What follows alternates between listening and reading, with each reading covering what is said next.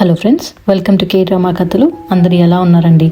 ఇవాళ మన ఛానల్లో ఎక్స్ప్లెయిన్ చేయబోతున్న కథ ద 7 రెలిక్స్ ఆఫ్ ఎల్ ఓమెన్ అనే చైనీస్ డ్రామా నుంచి ఎపిసోడ్ నెంబర్ 24. నేను ఫస్ట్ 23 ఎపిసోడ్ ఎక్స్ప్లెనేషన్ లింక్స్ డిస్క్రిప్షన్లో పెట్టాను. అది ముందు చూసి ఈ వీడియోని చూడండి, అప్పుడు మీకు స్టోరీ బాగా అర్థమవుతుంది. అలానే నేను ప్రతి వీడియో చేయడానికి హాఫ్ డే టైం స్పెండ్ చేస్తాను అండ్ మీకు సబ్స్క్రైబ్ చేసుకోవడానికి జస్ట్ 2 seconds సరిపోతుంది. సో నా ఛానల్ని సబ్స్క్రైబ్ చేసుకుని ఎంకరేజ్ చేయండి. మీ సపోర్టే నాకు మోటివేషన్ ఇస్తుందండి. ఈ వీడియోని లైక్ చేసి కమెంట్స్లో ఈ ఎపిసోడ్ ఎలా అనిపించిందో నాకు చెప్పండి. ఇంకా లేట్ చేయకుండా ఎక్స్ప్లెనేషన్ స్టార్ట్ చేద్దామా? ఎపిసోడ్ 24 స్టార్టింగ్లో మనం ప్రీవియస్ ఎపిసోడ్ కంటిన్యూషన్ చూస్తాం. హోంక్షా వాళ్లతో ఫరాలో రెలిక్ ఆఫ్ ఎల్ ఓమెన్ లేదు అని చెప్తుంది. అప్పుడు మూదాయ్ ఫరాతో ఫైట్ చేస్తున్నప్పుడు సంగతి గుర్తు తెచ్చుకొని, నేను ఒక్కదాన్నే ఫైట్ చేస్తున్నప్పుడు ఆమె చాలా స్ట్రాంగ్గా ఉంది, కానీ లూరెన్ వచ్చాక వీక్ అయింది అని అంటుంది. మనకి ఫరా ఫైట్లో ఒక కేవ్ వాల్కి తగిలినప్పుడు ఆమెలోంచి రెలిక్ బయటికి వచ్చి షాన్లోకి వెళ్ళి అటాచ్ అయినట్టు చూపిస్తారనమాట. ఫరా, మీరు ఏం రెలిక్ గురించి మాట్లాడుతున్నారో నాకు తెలీదు, నన్ను వదిలేయండి అని అంటుంది. కానీ లూరెన్కి ఆమె యాక్టింగ్ చేస్తుందని ఈజీగా అర్థమైపోతుంది. సో ఆమెతో, నువ్వు ఆ రెలిక్ షాన్లోకి వెళ్ళి అతను తప్పించుకునేదాకా కావాలనే మమ్మల్ని డిస్ట్రాక్ట్ చేస్తూ ఉన్నావు కదా అని అంటాడు. దాంతో ఫరా ఇంకా యాక్టింగ్ ఆపేసి, నా నుంచి మీరు రెలిక్ గురించి ఏమీ తెలుసుకోలేరు అని అంటుంది. ఇంకోవైపు 13,000 ఒక షోవెల్ని తీసుకుని సైలెంట్గా షాన్ని డిస్టెన్స్ నుంచి ఫాలో అవుతూ ఉంటాడు. లూరెన్ అండ్ అదర్స్ కార్ దగ్గరికి వచ్చినప్పటికీ 13,000 అక్కడ ఉండడు.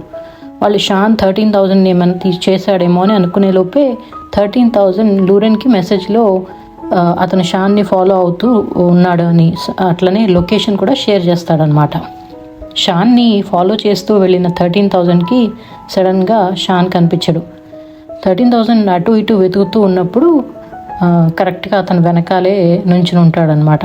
దాంతో 13,000 లేక్ వైపుకి రన్ చేస్తాడు. లేక్ దగ్గరికి వెళ్ళాక అతనికి రెలిక్ని వాటర్తో కంట్రోల్ చేయొచ్చు అన్న విషయం గుర్తొచ్చి షాన్ని తనతో పాటు వాటర్లోకి లాగేస్తాడు. వాళ్ళు వాటర్లో ఫైట్ చేస్తూ ఉండగా లూరెన్ వాళ్ళు కూడా అక్కడికి వస్తారు. నెక్స్ట్ సీన్లో లూరెన్ రెలిక్ని షాన్ బాడీలోంచి తీసి వాటర్లో వేసేస్తాడు. ఆ వాటర్ని యాక్సిడెంట్గా టచ్ చేసిన మూదాయికి విజన్ కనిపిస్తుంది. దాంతో వాళ్ళంతా కూడా ఆ వాటర్లో హ్యాండ్స్ పెట్టి టచ్ చేస్తారు. ఈసారి ఫీనిక్స్ స్క్వాడ్ అంతా లైన్గా ఒకరి తర్వాత ఒకరు వాటర్ విజన్లోకి ట్రాన్స్పోర్ట్ అవుతారు. వాళ్ళకి ముందు కనిపించిన పెవిలియన్ లాంటి ప్లేస్ దగ్గర ఉంటారనమాట. అక్కడ ఒక లేడీ డాగ్ ఫుడ్ని తీసుకుని వచ్చి ఒక డాగ్కి ఫీడ్ చేస్తూ కనిపిస్తుంది. ఆ డాగ్ని చూసినప్పుడు సడన్గా మళ్ళీ వాళ్ళంతా రియల్ వరల్డ్లోకి వచ్చేస్తారు. లూరెన్ ఆ కనిపించిన విజన్ని అనలైజ్ చేసి, మనం ముందు చూసిన విజన్స్లో ఒక లేడీ అండ్ డాగ్ని చూసాము, కానీ ఒక విజన్లో ఆ లేడీకి మ్యారేజ్ చేసుకుని వెళ్ళిపోయినట్టు కూడా చూసాం. సో ఇప్పుడు మనకు కనిపించిన విజన్ మ్యారేజ్ ముందు జరిగిన ఇన్సిడెంట్ అయి ఉంటుంది అని అంటాడనమాట. సో వాళ్ళకి అన్ని రెలిక్స్ని వాటర్లో వేసినప్పుడు కంప్లీట్ వాటర్ విజన్ స్టోరీ అర్థమవుతుంది అని అనుకుంటారు. ఇంతలో అక్కడే కట్టేసున్న ఫరా ద సైకిల్ ఆఫ్ 7 sevens అని అరుస్తూ ఉంటుంది. ఆమెను ఎంత అడిగినా దాని గురించి ఏం చెప్పదు. తర్వాత మూదాయ్ లూరెన్తో, నేను ఒక సర్టిఫైడ్ హిప్నటైజర్ని, సో ఫరాని నాకు కుదిరినంత వరకు హిప్నటైజ్ చేసి ఆమె నుంచి నిజం తెలుసుకుందాము అని అంటుంది. దాంతో వాళ్ళు ఫరా ముందు ఒక చిన్న క్లాక్ని పెట్టి కర్టెన్ బ్యాక్ సైడ్ ఆమెకు వినిపించేలాగా, ఆమెలో ఇంకా రెలిక్ లేదు కాబట్టి వదిలిపెట్టేద్దామని మాట్లాడుకుంటూ ఉంటారు. దాంతో ఫరా మెల్లగా ఆ క్లాక్ టికింగ్ని సౌండ్ని వింటూ అక్కడ హిప్నటైజేషన్ స్టేట్లోకి వెళ్ళిపోతుంది.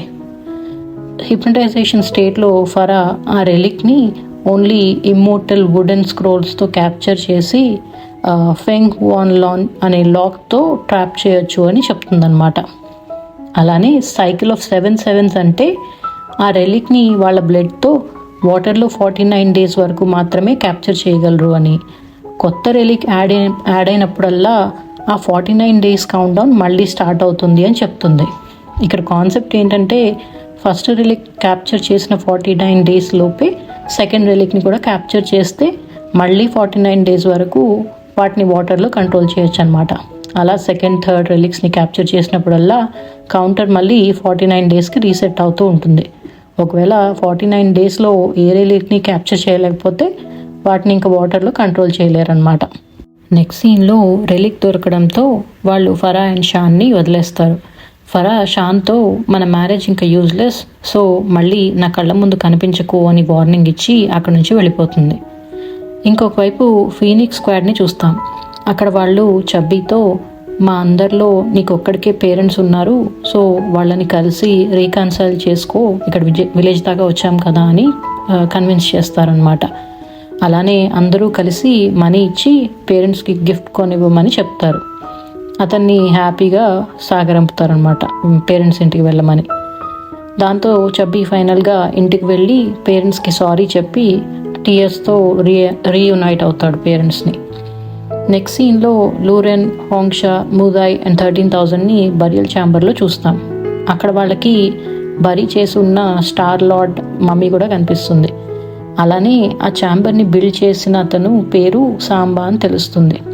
వాళ్ళ అనలైజేషన్ ప్రకారం ఆ సాంబా అనే పర్సన్ అక్కడి నుంచి ఎస్కేప్ అయ్యి చబ్బీ వాళ్ళ విలేజ్ని ఏన్షియంట్ టైంలో ఫామ్ చేశాడు అని అనుకుంటారు. అప్పటి నుంచి ఆ విలేజ్ వాళ్ళంతా ఎర్త్ సింబల్తో ఉన్న రెలిక్ అయిన స్టార్ లార్డ్ని ప్రే చేస్తూ ఉన్నారన్నమాట. ఇంకోవైపు చబ్బీ జెనీని కలిసి ఆమెతో ఫిక్స్ అయిన మ్యారేజ్ నుంచి పారిపోయినందుకు సారీ చెప్తాడు. జెనీ కూడా అతన్ని ఎప్పుడో ఫర్గివ్ చేశాను అని, ఇప్పుడు ఓన్లీ కెరీర్ మీద ఫోకస్ చేస్తున్నాను అని అంటుంది. నెక్స్ట్ సీన్లో కేవ్లోంచి బయటికి వస్తున్న లూరెన్ అండ్ గ్రూప్ ఆ స్టార్ లార్డ్ గురించి మాట్లాడుకుంటూ ఎలా చబ్బీ వాళ్ళ యాన్సిస్టర్స్ అతనికి ఒక గాడ్ లాగా ప్రే చేసేవాళ్ళు అని అనుకుంటారనమాట. అలానే చబ్బీకి ఈ విషయం గురించి ఏం చెప్పకూడదు అని డిసైడ్ అవుతారు. కానీ చబ్బీ అక్కడే ట్రీ సైడ్ నుండి వాళ్ళ మాటలన్నీ విని అతని యాన్సిస్టర్స్ అంతా రెలిక్ని సపోర్ట్ చేసిన విలన్స్ అని అర్థమయ్యి ఫీల్ అవుతాడు. నెక్స్ట్ సీన్లో ఫరా జార్జ్ని కలుస్తుంది. అక్కడ జార్జ్ ఆమెతో లూరెన్ వాళ్ళు ఓన్లీ రెలిక్ కోసం వచ్చారు, కానీ నువ్వు వాళ్ళని ఆల్మోస్ట్ చంపబోయి లిమిట్ క్రాస్ చేసావు అని గట్టిగా తిడతాడు. కానీ ఫరా పిచ్చిదానిలాగా జార్జ్లో ఉన్న రెలిక్ తీసుకోవడానికి అతన్ని అటాక్ చేస్తుంది. జార్జ్ కూడా ఆమె ఇంకా వేస్ట్ అని డిసైడ్ అయ్యి ఆమెను అక్కడే చంపేస్తాడు. నెక్స్ట్ సీన్లో చబ్బీ టౌన్లో ఉన్నప్పుడు వాళ్ళ యాన్సిస్టర్స్ గురించి ఆలోచిస్తూ నిజం తెలిసినందుకు ఇప్పుడు అందరూ అతన్ని హేట్ అండ్ అవాయిడ్ చేస్తారు అని బాధలో లోన్లీగా ఫీల్ అవుతూ ఉంటాడు. అండ్ ఒక పెట్ని అడాప్ట్ చేసుకుందామని డిసైడ్ అవుతాడు. అదే టైంకి అతనికి ఒక చికెన్ కనిపిస్తుంది. ఇంకోవైపు సీజీ లూరెన్కి కాల్ చేసి మిస్టర్ ఇన్ చెప్పిన విషయం గురించి చెప్తాడు. ఒక టైంలో స్టార్ గేజింగ్ ప్లాట్ఫామ్ మీద ఉన్న 7 స్టార్స్ కూడా బ్రైట్గా షైన్ అవుతాయంట, అండ్ అవి గ్రో కూడా అవుతాయి అని చెప్తాడనమాట. అంటే గ్రో అవడం అంటే ఏంటి అని లూరెన్ అడుగుతాడు, కానీ దానికి ఆన్సర్ తనకు కూడా తెలీదు, సీజీకి తెలీదు, మిస్టర్ ఇన్ కూడా చెప్పలేదు అని చెప్తాడనమాట. అంతేనండి, దాంతో ఎపిసోడ్ 24 కంప్లీట్ అయింది. మీకు ఈ ఎపిసోడ్ ఎలా అనిపించిందో నాకు కమెంట్స్లో చెప్పండి. అలానే నా ఛానల్ని సబ్స్క్రైబ్ చేసుకుని ఈ వీడియోని లైక్ చేయండి. మళ్ళీ నెక్స్ట్ ఎపిసోడ్ ఎక్స్ప్లెనేషన్లో కలుద్దాం.